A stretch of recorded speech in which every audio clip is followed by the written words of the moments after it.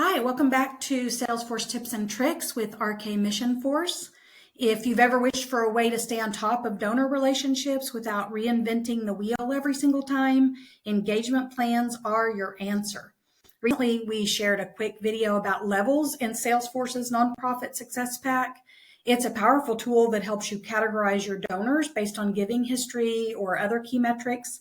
And as promised, today we're diving deeper into engagement plans, which transform those donor levels from simple categories into actionable relationship strategies. This is where those levels become much more useful, in my opinion. Those engagement plans, they create a structured automated donor journey tailored to each level and ensures that each donor gets the right communication at the right time. So by combining levels and engagement plans, you can build a donor stewardship program that runs smoothly with minimal manual work while maximizing your relationship building efforts. So here are just 4 key advantages of using engagement plans, though I would argue there are way more. You get an automated donor journey that is still personalized to the level of donor that you're interacting with. You can create engagement plans that involve the right kind and amount of touch points at each stage of the relationship. Engagement plans automatically then create tasks telling your staff members what needs to be done and when. This also allows for a consistent experience for your donors, no matter what team member is working with them, which is especially important when staffing changes happen. Since you're working to build those meaningful relationships in intentional and thoughtful ways, and no donor is falling through the cracks, it also improves your donor retention, which is a goal for every single nonprofit that I know of. And also because you craft the engagement plans by levels, you can include the appropriate amount of engagement at each point without overwhelming your team. You might want a lot of touch points for donors at higher levels, but you can keep work manageable by having fewer touch points for newer donors. Just a quick reminder that we've already covered how to create levels in a previous video. In my demo org, I have bronze, silver, gold, and platinum levels. However, adding engagement plans is what really brings your donor levels to life. Engagement plans can be built in NPSP in 3 steps. So the planning that goes into designing what is going to happen in your engagement plan templates before you even actually create the templates is the most time consuming. Once you've created those templates, you simply attach them to your levels that you've already built in Salesforce, and then be sure to add that engagement plan related list to your contacts or accounts, whichever one you have tied your levels to. So once you're in your Salesforce org, you're going to want to come to your app launcher and type in engagement plan templates. Once you see it, you can go ahead and click on it. So here we see the engagement plans that have been built in my org. Before I go and show you what the interface looks like for you to build your own, I do want to point out one tip for you. So engagement plans are typically named based on the goal you're striving for.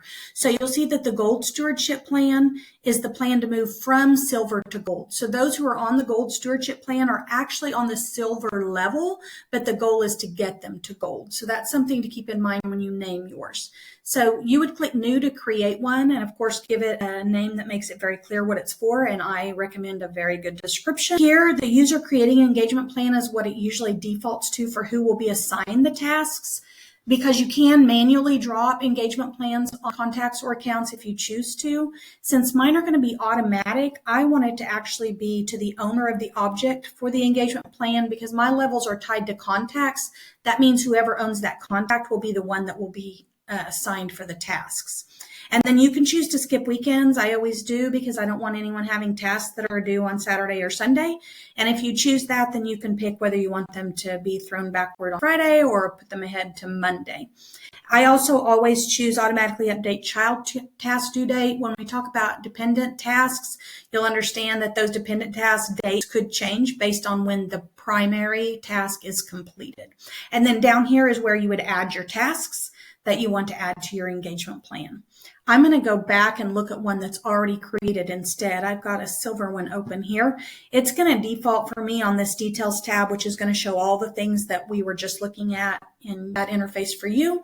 But when I click on the related tab, I can see all of my engagement plan tasks that were created. I can see the names of them. I've got thank you phone call by volunteer, follow-up email, send membership levels email, send impact report. You could have send handwritten thank you note, schedule check-in call, whatever's appropriate for your organization. And then you can see how many days after the engagement plan kicks off, those tasks are going to be due. You can also see that one of them, send membership level emails, has a parent task. That is the parent and child task I was talking about on that last screen, where you can make this send membership levels email not be due until you've completed this task. Thank you, phone call by volunteer. So once this one has been completed, then 7 days after that is when this task will be due. Now, we could say a lot more about tasks, but because I want to get this video manageable, I'm going to leave that just right there for now. So remember, once you've created those engagement plans, you want to go back to your levels and attach your engagement plans to them. So here on the levels is where you would attach those engagement plans. And once you've attached those, your engagement plans are going to kick in for contacts or accounts that reach that level.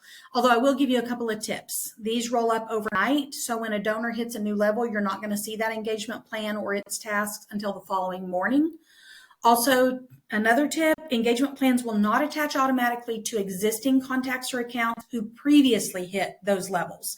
But it's relatively easy to fix that if you want to go back and pick those up. Also, don't forget to add the engagement plan related list to your contact or account page layout to allow users to see which engagement plans have been created.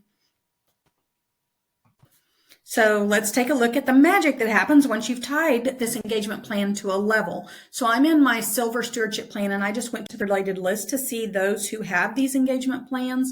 And I'm just going to go into Patrick Orange's contact record. And in his contact record, we can see that he has the Silver Stewardship Plan attached to his record. And I also can see those 4, we might remember that there were 4 tasks assigned to the Silver Engagement Plan, and we see those 4 tasks over here ready to be completed by your user.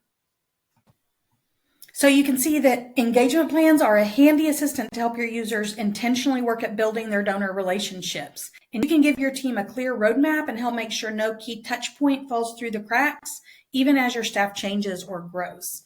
If you have any questions about implementing engagement plans for your organization, please feel free to reach out to us. I hope that you find this a useful tip for implementing at your nonprofit.